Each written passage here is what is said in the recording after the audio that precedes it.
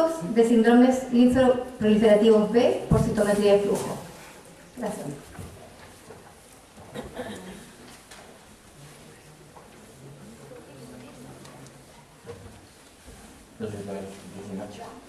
Bueno, muchas gracias por la invitación.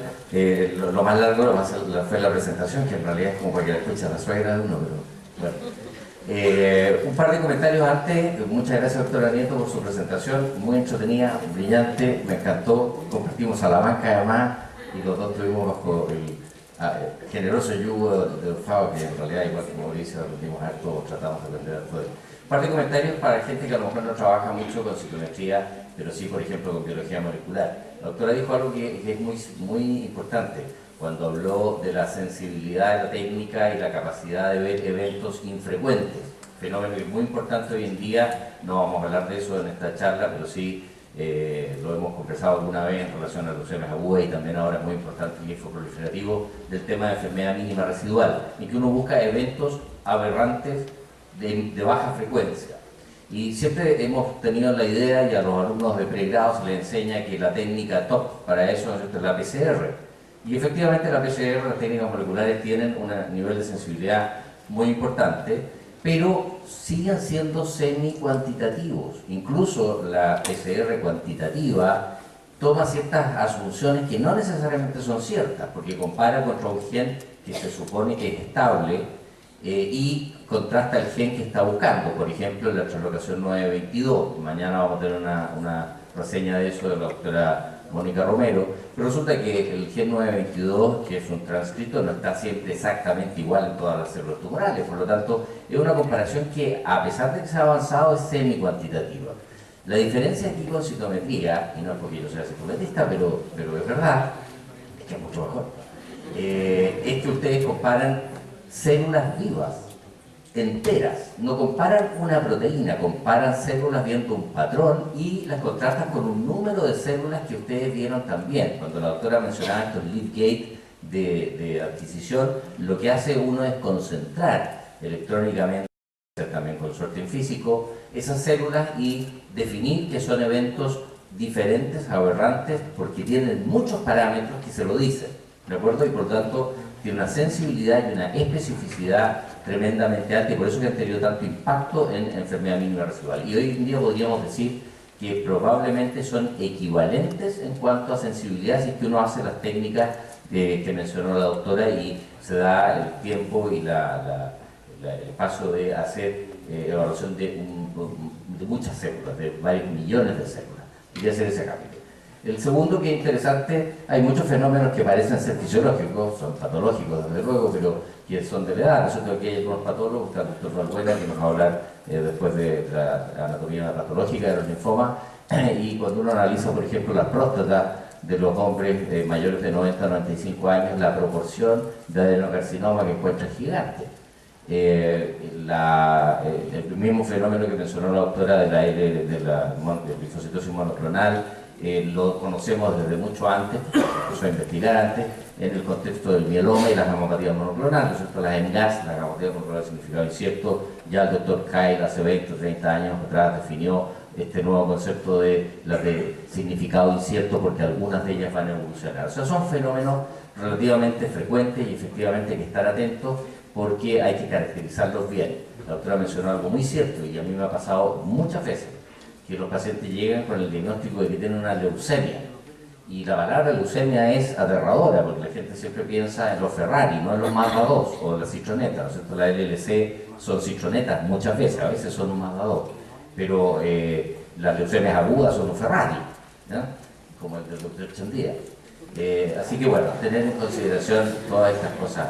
Así que muchas gracias, doctora. Bueno, ya me hizo parte de la pega la doctora Nieto, además, porque los temas son un poquito, tienen un overlap, son relativamente parecidos, así que yo voy a tratar de poner algún contexto un poco más clínico también a esto. Pero antes de eso quiero decirles que agradezco mucho la invitación y me presentaron como amigo, y eso me gusta, porque en realidad uno siempre dice sí, porque aquí me siento como en mi casa, pero la verdad es que aquí hay gente que es de mi casa, y que han hecho la formación o nos han dado el honor de regalarnos su tiempo en formación, y ahí está el doctor Chandía cuando estuvo con nosotros, el doctor Bertín, la tecnóloga jefa y otra, Vivian Torres, otro becado que han pasado con nosotros años atrás.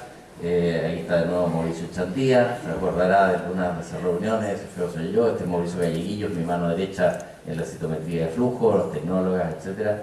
Gente que ha participado siempre, y no sé si está la bolsita de Jacqueline Oliva por aquí, que fue mi becada grande, ese chico soy yo, hace unos años atrás.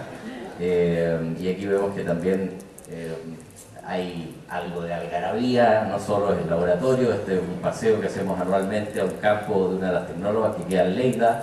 Ella es Lidia Gavido, una chica colombiana que estuvo con nosotros también en la residencia, Fernando Vivieta, que es oncólogo sólido que trabaja aquí en el regional también. Quería mostrarles eso. Y aquí interesante, no sé si está en realidad, bueno, aquí está Mauricio Chandía con sus hijos cuando es chiquitita, y ya no sé si lo conocen, este personaje, Alejandro Leal, que también es hematólogo y trabaja aquí y en Los Ángeles. Bueno, quería decirles eso porque agradezco la presencia acá. Y vamos al tema que nos convoca, y vamos a ir directo al grano, como dijo el dermatólogo. Pero ríanse, así yo creo que soy simpático, que soy buena onda.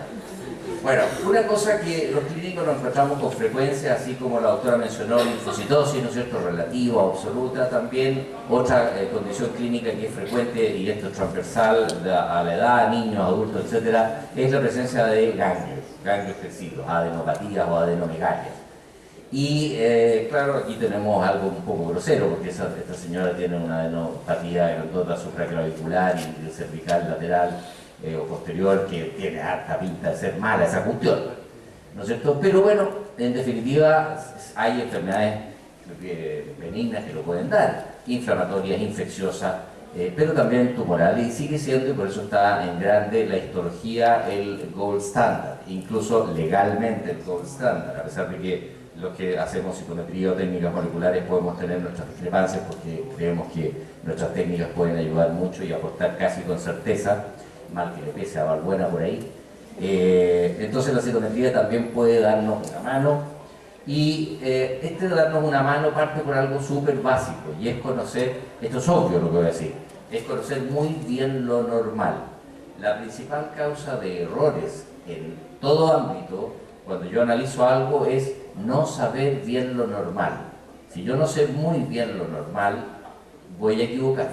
¿De acuerdo? Esto es válido para examinar un corazón, bueno, también para ver el microscopio, también para la citometría. Y lo normal a veces no es tan simple. Si vemos linfocitos que están expandidos, por ejemplo, y decimos, pucha, esta cuestión es viral, es monoclonal.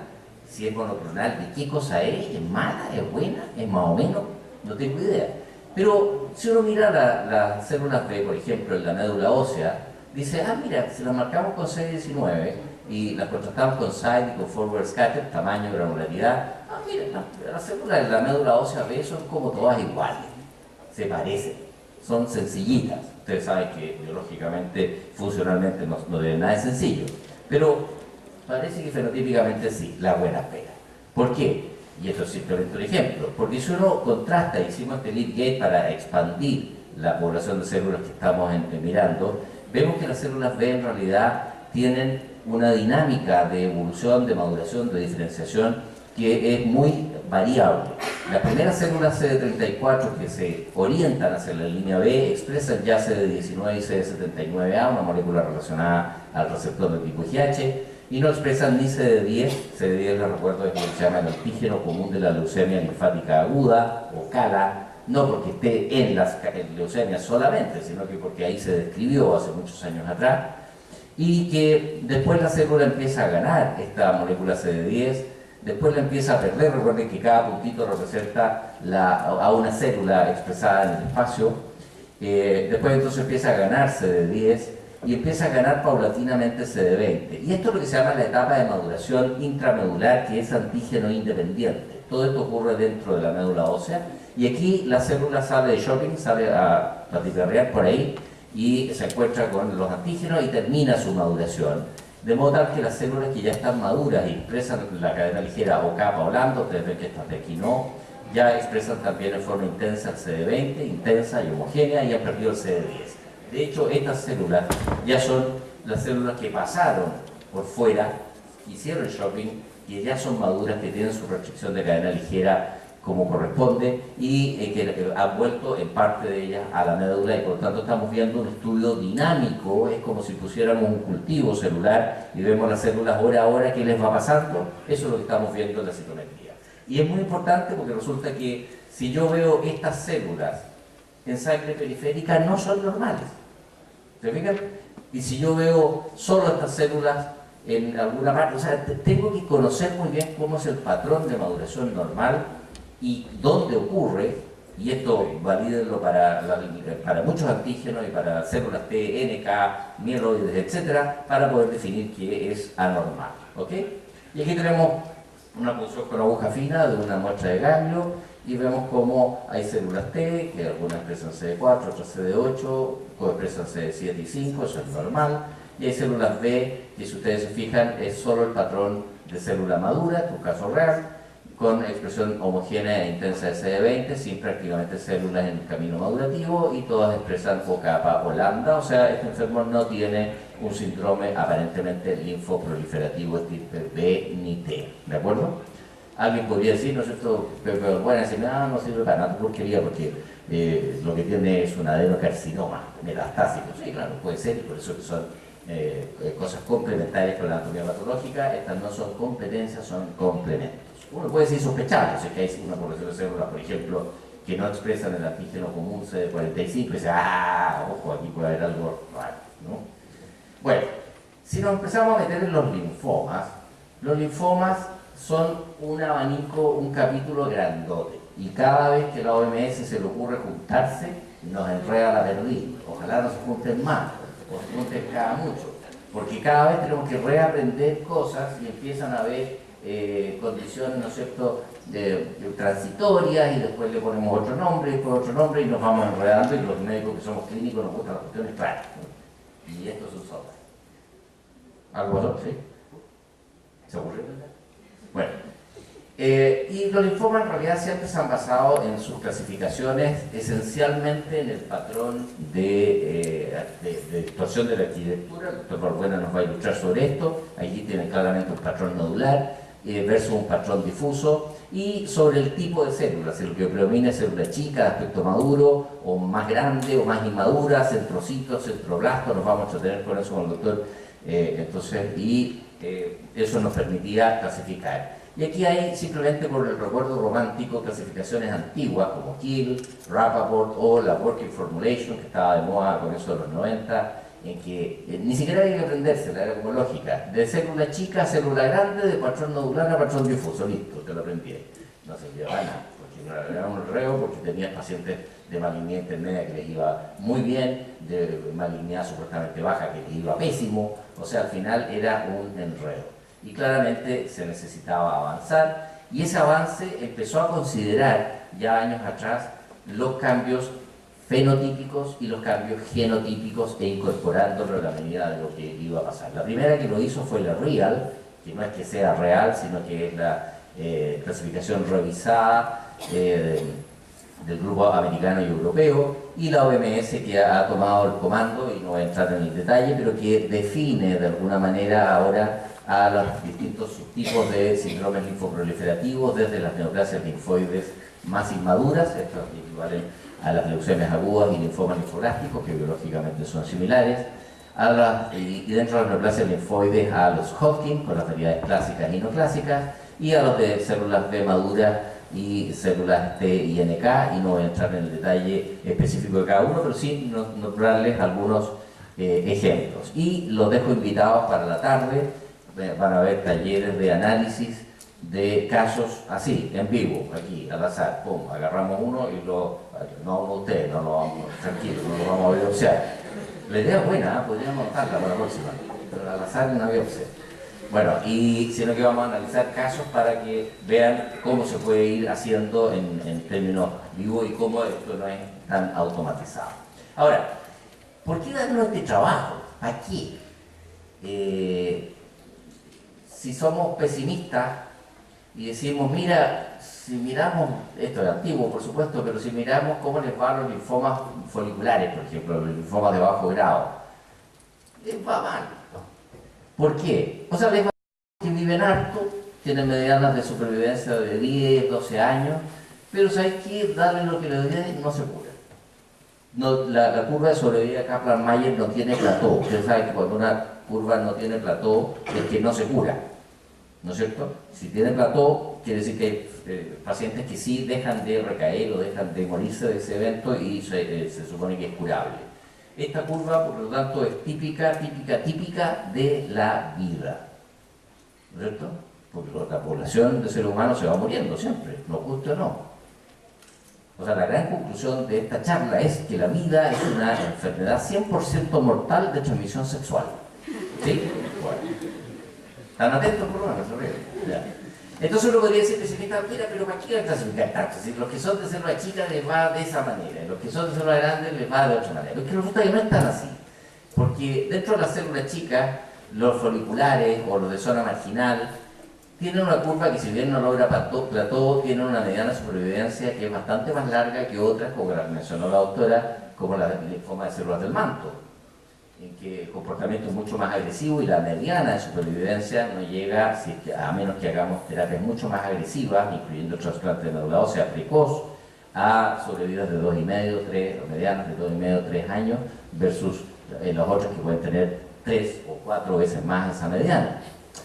Y lo mismo podríamos decir en los linfomas agresivos. Los linfomas agresivos sí tienen plató, o sea, sí hay curación. Este es el trabajo típico clásico de Fischer, de hace ya muchos años, que comparó el clásico CHOP, todavía no era la era del rituximab, con los distintos esquemas que se llamaban de segunda y tercera generación, que eran mucho más tóxicos y que lograban un poquito mejor de respuestas iniciales, pero al final se lograba una tasa de curación más o menos parecida. Entonces uno decía, bueno, ¿qué saco clasificar tanto? ¿Me servirá o no? Y bueno, entendemos que hay comportamientos diferentes. Cuando uno analiza, y no va a entrar en el detalle, estudios de microarreglo, claramente los linfomas que tienen comportamiento agresivo tienen mayor proporción de genes que tienen que ver con la proliferación celular alterada. En cambio, enfermedades como la LLC o linfoma folicular tienen más alteraciones que tienen que ver con apoptosis o con alteraciones de diferenciación, más que con, insisto, proliferación. Así que es biológicamente relativamente fácil de entender. Sin embargo, si tomamos cada entidad por separado, por ejemplo, el linfoma difuso células grandes, dos grupos de pacientes iguales en presentación, iguales en edad, iguales en histología, y miramos los microarrays, resulta que hay algunos pacientes o grupos de pacientes que les va mucho mejor que a otros. O sea, dentro de las mismas entidades, o de lo que a nosotros nos parece que es una misma entidad, en realidad, la buena espera no es lo mismo, no es nada lo mismo. Y esto se puede empezar a modificar. Si una clasificación no sirve para cambiar terapia y no sirve para cambiar pronóstico, no sirve para nada. ¿No es cierto? Es como cuando uno dice, ¿le hago este examen o no? Me sirve si es que me va a cambiar una conducta, si no, pues no te hago nada. Bueno, resulta que se empieza a modernizar la cosa. Y ya hace algunos años nos dimos cuenta, los oncólogos clínicos, hematólogos clínicos, que no solo existía el Melphalan, la ciclofosfamina, sino que empiezan a haber drogas interesantes. La primera que hizo un cambio, particularmente en el linfoma, ustedes saben, es el rituximab, un anticuerpo dirigido contra la molécula CD20, que ya a fines de los 90, el 98, demostró su utilidad en linfomas de bajo grado y en 2002 en alto grado, y son state of the art absoluto. Y en Chile, gracias a Dios, se cuenta desde el año 2007 en el GES, en los auge, desde antes en el sistema privado, y que cambia esta morfología. Y aquí tenemos la sobrevida libre de eventos del linfoma de bajo grado, una de miles de publicaciones, como la rama que tiene quimioterapia más rituxi le va mejor que a la otra. Y sabemos que cada una de las entidades tienen también criterios o índices pronósticos que nos dicen, mira, dentro de los foliculares, dentro de los marginales, dentro de los mantos, dentro de los hay algunos que les va a ir mejor que a otros, ¿no es cierto? Y tenemos curvas que son muy diferentes, tanto en el linfoma folicular como en la leucemia linfática, la doctora lo mencionó, por ejemplo, los DINET-C o los que tienen dirección de 17 les va mucho peor que los que son estadios iniciales y que no tienen esa alteración. Es decir, son enfermedades muy heterogéneas entre sí, entre unas y otras y dentro de ellas. Y es importante tratar de resolver eso Esto es más o menos lo mismo, pero para linfomas de alto grado, como los linfomas de alto grado también tienen un impacto positivo, favorable cuando uno introduce drogas que son nuevas. Y además, hoy en día tenemos la capacidad de hacer un seguimiento de mucho mejor calidad. Antes disponíamos, ¿no es cierto?, de la radiografía y la ecografía, y eso cuando yo estudié medicina, que no fue hace tanto, unos meses nomás, un poquito más. Y ahora tenemos equipos de alta resolución, ¿no es cierto?, escáneres de helicoidales, tenemos resonancia y tenemos esta cuestión que se llama el PET scan, ¿no es cierto?, que combina un escáner de alta definición con la captación de una cámara de glucosa marcada y que podemos ver, estos casos, por supuesto, los casos que uno muestra son dramaticones. Este es un caso que tenía un pedazo de cuerpo dentro del linfoma y que después de tratamiento desaparece todo. Esto es el recuerdo de vejiga que capta y el cerebro, esto es interesante, se ha visto que en las mujeres también se pone amarillo, es bien interesante. ¿No reclamaron? Oh, fue fuerte, sí, se van a pensar. No, esto brilla más en las mujeres que los hombres, sin lugar a dudas. Bueno, entonces tenemos capacidad de evidenciar mejor. O sea, estamos en un momento histórico en los últimos años, última década y media, en que somos capaces de caracterizar mejor las cosas, las enfermedades, y eso parece que nos puede servir para tratarlos mejor y lograr mejores sobrevividas. Por lo tanto, todo el esfuerzo que se haga en cada una de estas caracterizaciones es importante y es un mensaje súper válido. Una de las preguntas típicas, por ejemplo, y esto no es un pelambre, pero bueno, sí un poquitín, de personas del sistema público, que dicen, pero ¿para qué le hay que hacer ese examen? ¿Por cuánto cuesta esa cuestión? Entonces, mira, vale 160 lucas. No, es mucha plata. Pero resulta que la información que te da es tan relevante que puede cambiar la terapia del enfermo. ¿Alguien duda que en un paciente adulto con una leucemia linfoblástica es importante medir la translocación 922? No, porque si la tiene, ese enfermo tiene que ir a un inhibidor de tirosina quinasa y a un trasplante, si quieres darle una chance de curación. En Chile sobre los 40 años no se hace. Esto es un pelambre directo. ¿Por qué? Porque alguien lo decidió. Entonces en Chile no existen los pacientes FI positivos mayores de 40 años en el sistema público. Mal, ¿no es cierto? Hay que invertir en el diagnóstico. Esto la primera vez que se lo escuché fue al oncólogo pediátrico nuestro, que seguramente lo conocen, Pancho Barriga, que es un hombre muy inteligente, y es muy cierto, inviertan bien en el diagnóstico, es plata bien invertida, ¿de acuerdo? Un buen PET, una buena citometría, una buena caracterización citogenética o biología molecular siempre va a ser relevante.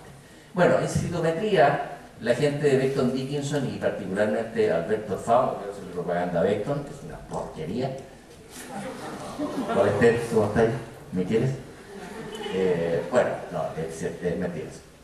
Ha ido desarrollando cosas y esto hago un pequeño homenaje a Alberto, porque Alberto Fao, que la doctora Nieto y Mauricio lo conocen y otros, y ha estado en Chile, es un hombre brillante y realmente yo diría que el 80% de lo que se ha avanzado en la citometría en el mundo lo hace este portugués buena onda que vive en España, que habla 4 idiomas y que además tiene una paciencia de santo, porque te puede enseñar 18 veces que 2 más 2 es 4 y no 5 ni 3, y la 10ª vez te lo dice con la misma buena onda que la primera, cuando tú ya al chico le pegaste 4 cachetas. ¿Sí o no? ¿Sí, doctora? Bueno. Y entonces ahora se nos facilitan las cosas, tenemos láser, yo también soy de la época en que veíamos solo con 3 colores, después con 4 colores y ahora tenemos 8 colores y eso nos facilita porque tenemos un tubo que, este tubo que es el LCT, lo empezó a diseñar Alberto Fao hace como 20 años y le llamábamos el tubo mágico. Y con 3 colores éramos capaces de ver 6 poblaciones o 7 poblaciones de células distintas. Hoy en día es el que usamos de rutina, lo que llamamos el LCT o tubo de discriminación inicial, en que ustedes con un solo tubo marcado con estos 8 colores son capaces de ver, por ejemplo, las células B y ver si tienen restricción de cadena para ligera capa o lambda, pero además ven cómo está la expresión de CD45, etc. Las células T, si expresan CD4 o CD8, y dentro de las células, cuando marcan por CD4 pueden ver los monocitos que tienen marcación siempre para CD4 pero con un patrón de forward side scatter diferente y una marcación de CD4 que también es diferente. Recuerden aquí, a diferencia de la inmunopatología o de la inmunistoquímica, en que es más semi-cualitativo, ¿no es cierto? Tiene harto, tiene poco, más o menos tanto. Aquí ustedes pueden cuantificar. No solo tiene tal antígeno, sino que cuánto tiene, ¿de acuerdo? Incluso pueden hacer una cosa que se llaman los MESF, los equivalentes moleculares, y que prácticamente pueden contar, de alguna manera, cuántas moléculas de un determinado antígeno tiene una célula. Muy interesante. Y eso sirve para diferenciar de lo normal o no. Y entonces las células T, los neutrófilos, las células NK, es decir, con un solo tubo somos capaces de hacer un screening para decidir si ese paciente tiene o no tiene una patología linfoide B clonal, o de linfoide clonal, B, T o NK, o guiarnos al menos. Y entonces este es un algoritmo que siempre los alumnos de postítulo le digo ya, apréndanselo para la siguiente prueba y se ponen a verde. En que no vamos a mostrar el detalle, pero que en el fondo con estos primeros tubos, este es el algoritmo completo, el ALOT es para el estudio de las leucemias agudas, esto para el estudio de las gamapatías monoclonales, y el LST entonces para el estudio de los síndromes linfoproliferativos, y seguimos entonces después con un segundo tubo, cuando corresponda a un tercer tubo que nos permita orientarnos a decir, mira, no solo es una linfocitosis clonal, sino que además es de tal tipo. Y si clínicamente, como lo dijo la doctora, el enfermo tiene ganglios, tiene anemia, tiene esto y lo otro, bueno, va a constituir el diagnóstico del linfoma tal o cual.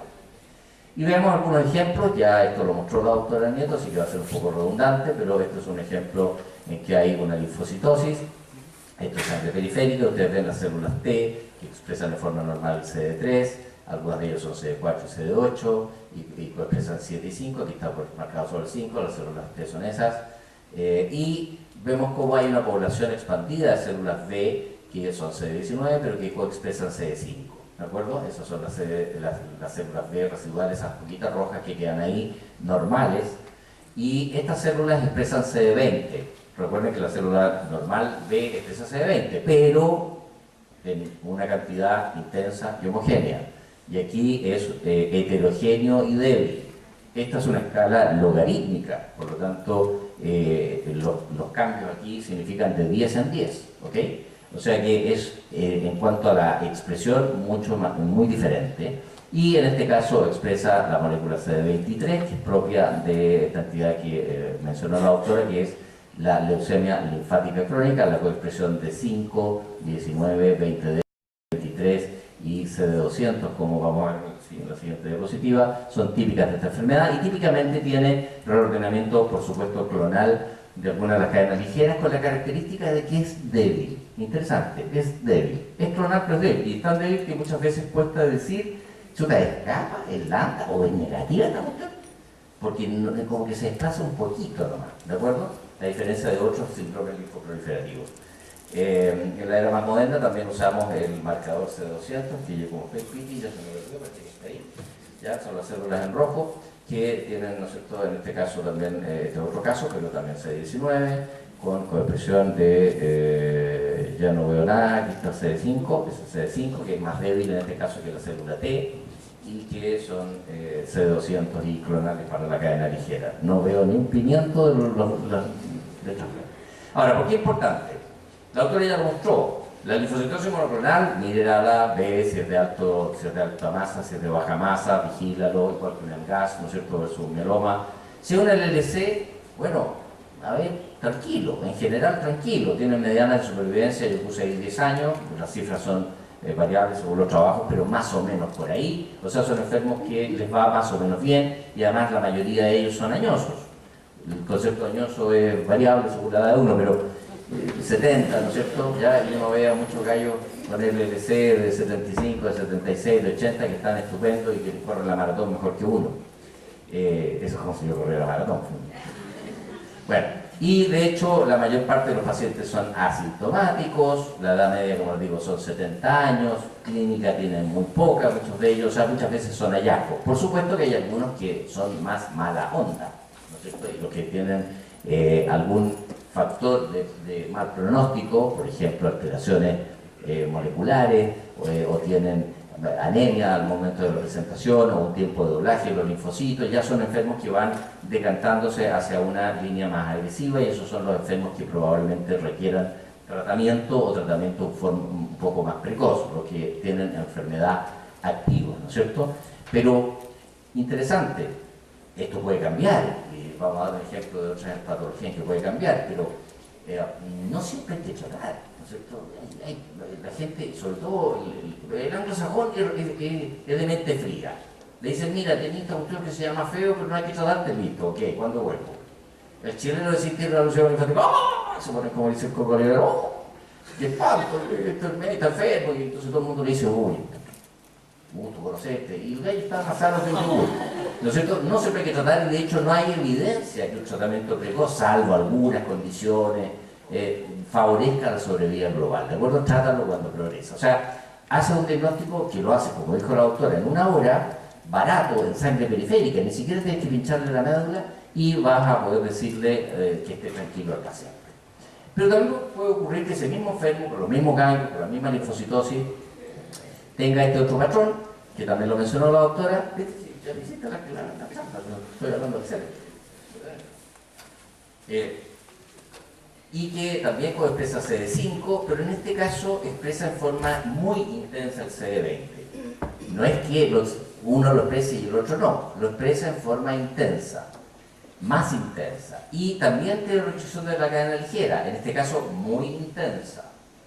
Y en este caso no expresa CD23. Y este otro caso, pero también para mostrar la no expresión de CD200. ¿De acuerdo? O sea, el mensaje aquí es, no hay un antígeno que sea el importante, el marcador, salvo por algunas entidades, sino que es un patrón antigénico que se diferencia de lo normal y se diferencia entre sí las distintas anomalías. Y esto es un linfoma de células del manto, lo mencionó la doctora, el células del manto tiene típicamente una translocación entre el cromosoma 11 y 14, que trasloca el gen de la ciclina D1, que está en el 11, con el gen de la inmunoglobulina de IgH, de la cadena pesada, en el 14, como muchas entidades linfoproliferativas. Y eso hace, porque ciclina D1 tiene mucha importancia en el ciclo celular, que este linfoma del manto ya no sea tan buena persona a pesar de que histológicamente lo parezca. Y ahí se entiende por qué tiene un comportamiento malo. De hecho, cuando uno revisa, cuando se describió el linfoma de células del manto y se hizo una revisión retrospectiva, se veía que alrededor de un 30 a 40% de los casos que eran definidos como linfomas de bajo grado de célula pequeña eran manto, y eran los que le iba mal. Eran los que se morían a los 2, a los 3, a los 4 años, en vez de a los 10, a los 12, a los 15. ¿De acuerdo? Entonces es importante porque aquí están haciendo un diagnóstico prácticamente genotípico con el fenotipo, en una hora. Y de hecho, cuando digo prácticamente, es que las correlaciones con las alteraciones genómicas son de sobre el 90%. ¿De acuerdo? Como ocurre también en la reacción promelocítica, por ejemplo. En otros casos, también cosas interesantes, aquí hay una población clonal, una población de CD19 que son más grandes, de FORU, de SAID, y que tienen también mucho pegoteo, son dobletes, no expresan CD5, el CD20 aquí casi se sale de la pantalla, ¿se fijan? Muy intenso, y en este caso estas células expresan en forma más o menos intensa el antígeno CD25, que es el receptor de la interleuquina 2, y dos antígenos que son muy propios de esto, que es el CD11C, y bueno, ahí está la restricción de cadena ligera kappa, y otra molécula que se llama CD103, este es otro caso, aquí está la expresión de CD20 en forma muy intensa, y el 103, no lo veo dónde está, acá, no veo, qué horror. No lo he puesto. Bueno, y que es una leucemia de células velludas, típicamente tiene expresión de antígenos como el LAIR, el 11C muy intenso, el CD103 y el CD25. Y la leucemia de células velludas, lo interesante es que siendo un linfoma de bajo grado, habitualmente se presenta con citopenias, muchas veces con esplenomegalia, si ustedes le dan un tratamiento, habitualmente uno, con una droga específica que se llama 2-cloro-deoxiadenosina, el 80 o más por ciento de sus pacientes, no es que se cure, pero prácticamente se ralentiza la enfermedad, la mayoría de ellos desaparece a nivel de enfermedad mínima residual, por lo menos a nivel de -3 o -4, y los enfermos viven bien el resto de su vida, de acuerdo con un tratamiento. Un tratamiento que no es tan barato, pero uno. Aquí está el centro. Bueno, otras entidades, por ejemplo, esto es un linfoma de células pequeñas, aquí ven las células CD19, que tienen un 45 intenso, es decir, una célula madura, y que en este caso expresan, son las rojas, expresan solo la cadena ligera kappa. ¿De acuerdo? Hay células residuales que son CD19, que son kappa y lambda, estas que están ahí en azul no, porque son células T con el receptor TCR. Y en este caso, si ustedes se fijan, estas son células, esta es una médula, aquí se ven los eritroblastos, como para que no se confundan que es médula.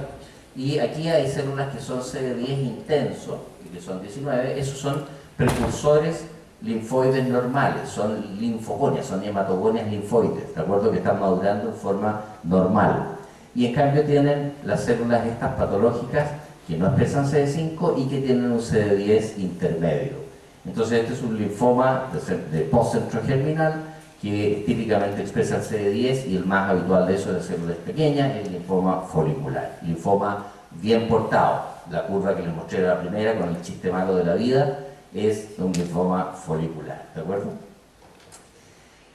Este, en cambio, vemos una morfología totalmente distinta. Aquí las células B podemos diferenciar claramente un grupo de células pequeñas que tienen un CD45 intenso y son pequeñas de forward side scatter. En cambio tenemos por side scatter unas células CD19 mucho más variables, más de mayor tamaño y granularidad, que no puse el forward, y que tienen un CD19 ligeramente, en este caso, más débil que las células normales.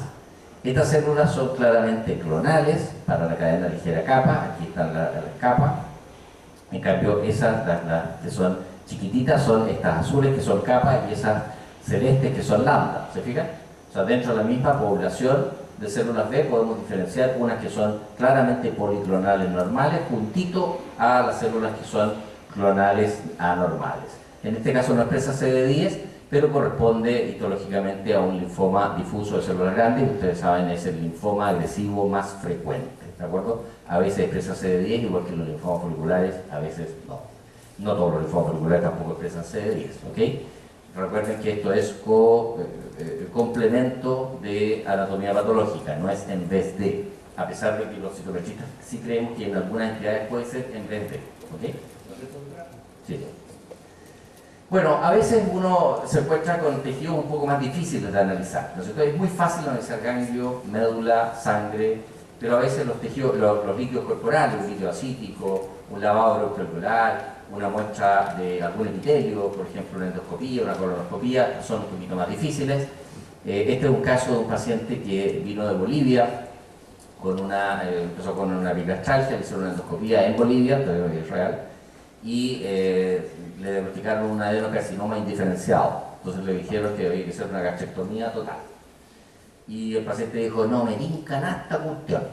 Y se vino para Chile, lo vio un gastroenterólogo acá en nuestro centro, le hizo una nueva endoscopía y lo que mostraba era esto, que eran células que son B, más o menos grandes, expresan CD20 y son claramente lambda. Aquí tienen células normales que expresan kappa y lambda, que son células chiquititas, no sé si se alcanza a ver ahí las vertecitas, ahí se ve bien.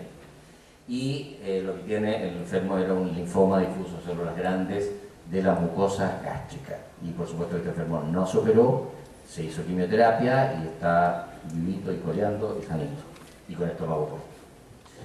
O, por ejemplo, un líquido cefalorraquídeo. Nos llegó un líquido cefalorraquídeo de alguien porque convulsionó. Este caso es así, una señora que llegó con 60 años con una crisis convulsiva. Y en el líquido cefalorraquídeo, fíjense, hay muchos linfocitos. Y curiosamente son linfocitos B. Si uno encuentra una encefalitis viral, por ejemplo, una meningoencefalitis viral, lo que debiera encontrar son linfocitos T citotóxicos. Eso así inventó el tratado del sistema, ¿no es cierto? Los linfocitos B hacen otra cuestión. No hay. Entonces aquí vemos que hay muchos linfocitos B. Primera cosa rara. Ojo, en citometría no nos importan mucho los cuántos, sino los cómo son. ¿De acuerdo? Puede haber pocas, pero si son patológicas, esa cuestión vale. ¿Ya? Aquí son muchas y interesantemente expresan CD20 como la célula normal, pero miren, expresan CD10. ¿Qué tiene que hacer el CD10 en un linfocito que está en el líquido cefalorraquídeo? Chancho en misa. Es como si a usted le apareciera un cordón umbilical, ¿no es cierto? Una quimera a esta edad ya no sale el cordón umbilical, ¿verdad? O una bolsa de billar, ¿no es cierto? No. Entonces, esto es un antígeno que está aberrantemente expresado, está totalmente sincrónico, está fuera de línea. Una señora de 90 años que se puso unos pantalones de cuero ajustados, nada que ver. Y son claramente lambda. Algo me pasó y yo estoy mal. Bueno, hizo claramente lambda. Y lo que tenía esta enferma era un linfoma folicular, con compromiso meningio. ¿De acuerdo? Y después se hizo el estudio, tenía neuropatía, etc. Esto se tomó el típico fin de semana que llegó con convulsiones.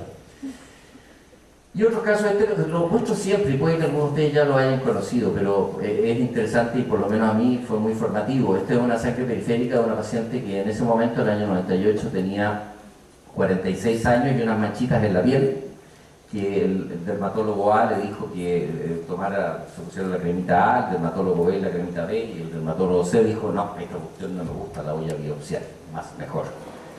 Y la biopsia, que la vio el patólogo nuestro, que sabe mucho entre piel, que es el doctor González, dijo micosis fungoides.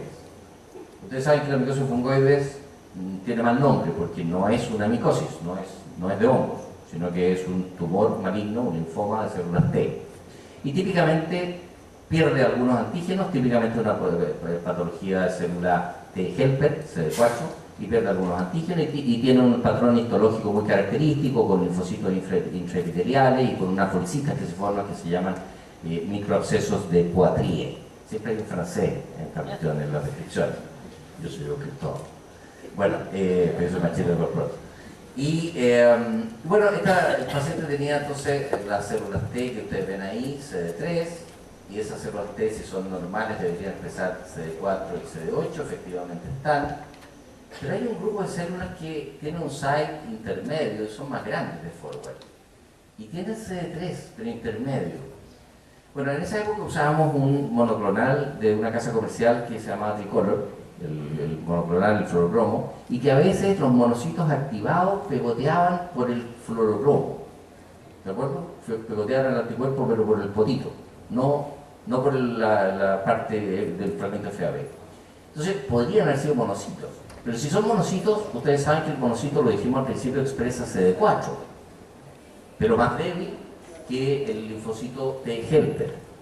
Y estas células de aquí, rojas, si ustedes se fijan, expresan CD4, pero más intenso. De hecho, esas azules, que no expresan CD3, son las que expresan CD4 más débil, son los monocitos. Por lo tanto, estas son células T efectivamente reales, pero no normales, ni por site, ni por forward, ni por intensidad de CD3. Y además, solo son CD4, que no es, ojo, un equivalente al kappa lambda, ¿de acuerdo?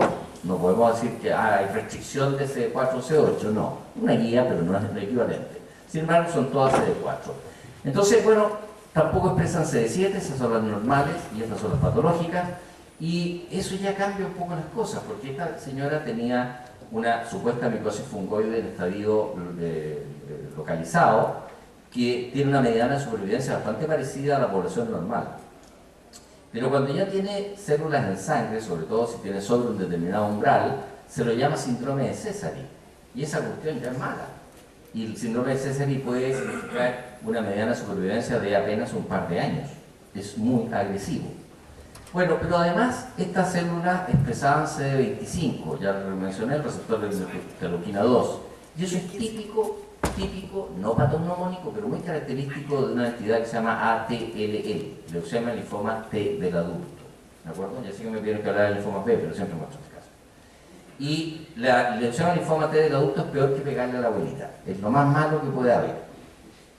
Con medianas de supervivencia en las formas agudas y linfomatosas, que son de menos de un año, en general de 6, 8, 9 meses, y que la mayor parte de los enfermos está muerto en corto tiempo, salvo unos pocos casos raros de enfermedad smoldering o de enfermedad aquiescente crónica que pueden durar algunos años. Ella lleva desde ese momento, desde el año 98, y sigue viva todavía. Le hicimos un tratamiento muy agresivo inicialmente, con un protocolo que tenía el doctor Thomas Goldman en el NCI en Estados Unidos, y no sé si por eso, o por la biología, o por lo que sea, por el diagnóstico precoz, pero la enferma sigue still alive. Y a veces nos llegan cosas raras. Este es un caso de hace 3 semanas, de un niñito de 1 año y medio, de la clínica Bicentenario, que llegó con pancitopenia y plastos. En el frotis periférico, el tecnólogo y el hematólogo dijo, aquí hay blastos y tiene una pancytopenia, así que esta cuestión es una leucemia.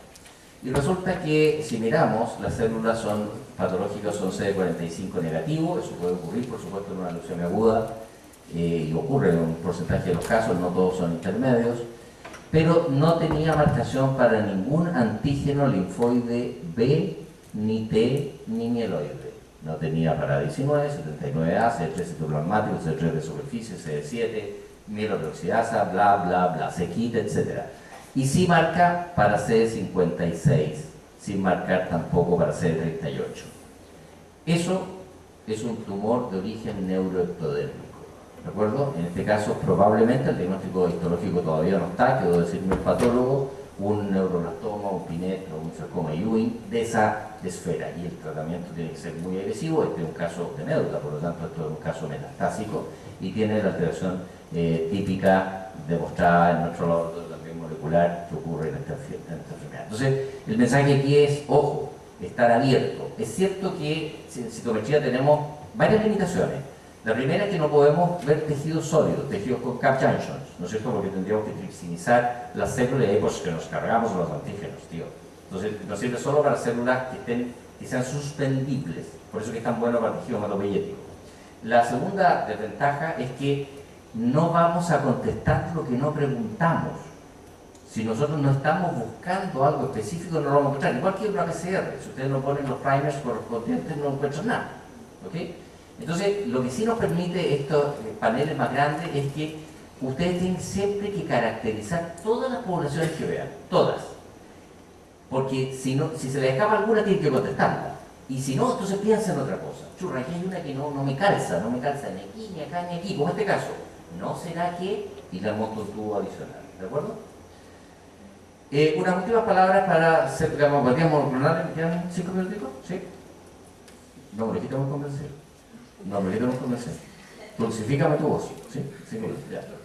Gamopatía monoclonal, ustedes saben que son una entidad, un espectro, así como mencionamos para la linfocitosis B y la LLC y demás, que parte desde la NGAS y termina en el mieloma, que es una enfermedad para la que hemos mejorado muchísimo. Tenemos drogas estupendas hoy en día y alternativas como el trasplante, que no la curan, pero la mejoran y han más que duplicado la mediana supervivencia, sin embargo sigue siendo mortal. Bueno, unos años atrás, esto es simplemente porque ya estoy viejo, mi chica, y he tenido por darse las necesidades que uno hizo, pero esta es la publicación que hicimos para la caracterización de células plasmáticas, con los Gates, ¿no sé qué?, que muestra cómo son diferentes las células plasmáticas normales de las patológicas en el mieloma. Las del mieloma típicamente son CD38 muy intenso, la mayoría expresa CD56, este antígeno que es neuroectodérmico, igual que el caso que les mostré anteriormente, y las células NK, y que curiosamente no expresan CD19, siendo el estadio final de diferenciación del linfocito B, y que expresan cadena ligera restringida. Y en las MGAS, que en ese caso, por una cosa fortuita, nos dimos cuenta que coexistían células que eran exactamente iguales a las tumorales con células que son exactamente iguales a las normales. Ahora, Chandía, que es un jodido, me diría, bueno, pero doctor, ¿y para qué sirve esa cuestión si total que usted diferencie antes o después una gamopatía monoclonal de un smoldering myeloma? Manitos, igual lo voy a dar una falante en zona talidomía y no lo voy a trasplantar, me da lo mismo. O igual lo voy a observar. Bueno, resulta que no es tan así, porque la MGAS tiene un comportamiento en general bueno en el tiempo, ¿no es cierto? Más o menos un 1% por año también de transformación, igual que las linfocitosis monoclonales. En cambio, el smoldering myeloma, que a veces es difícil de confundir, tiene una mediana de transformación que es bastante más corta.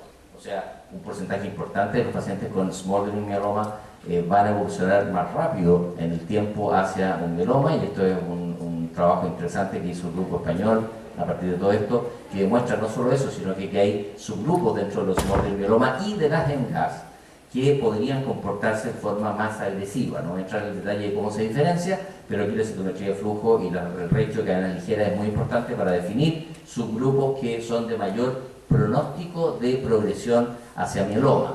Y ya sabemos que, esto es una diapositiva de Bocail, que cuando hay mieloma se impacta sobre la vida media. Esta es la esperanza de vida de los pacientes equivalentes en edad con mieloma, y estas con mieloma se impacta claramente la sobrevida, de baja de 16 a 2 años más o menos el cambio. y que por lo tanto uno podría decir, bueno, a lo mejor si intervenimos en forma más precoz, esto no se ha visto y no se ha hecho todavía, por ejemplo, en linfocitosis monoclonales de alta masa, pero podría ser interesante para el futuro, o más precoz en el LC. Pero sí interesante que Mariví Mateos y el grupo español se atrevieron a hacer algo que nadie había hecho. Y es decir, bueno, a ver, lo clásico es esperemos a que progrese el cristiano de su mieloma para que lo tratemos, ¿no es cierto? Que sea sintomático, que progrese y ahí lo tratamos. Y ellos dijeron, a ver, no, agarremos este grupito de smoldering y tratémoslo. Y tratémoslo como en forma moderna, sin trasplante, pero démosle Lendex, dexametasona con lenalidomida. Un esquema bastante interesante porque logra muy buenas respuestas. Y fíjense ustedes cómo los tratados versus los no tratados tienen una tasa de progresión a mieloma sintomático muy diferente.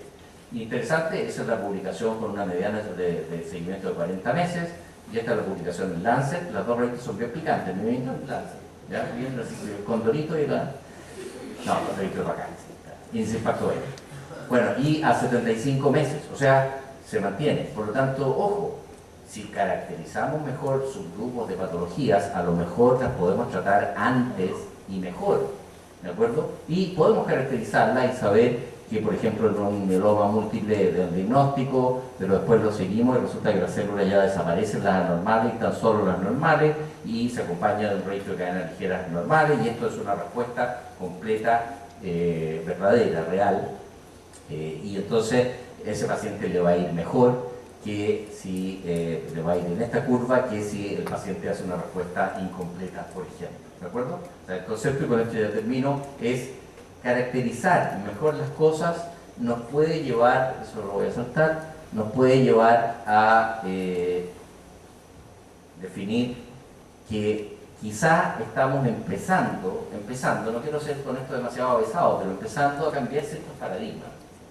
El mieloma, la LLC, el linfoma del manto, no son curables. ¿No será que llegamos tarde? ¿No será que el concepto que tenemos de trátalo cuando progrese, sí, sigue siendo válido para alguien de 80 años, pero a lo mejor no es válido para alguien de 60 o de 50? Tenemos que tratarlo antes. Hace poco fue el lanzamiento de una droga muy bacán en mieloma que se llama daratumumab, un anticuerpo dirigido contra la molécula CD38.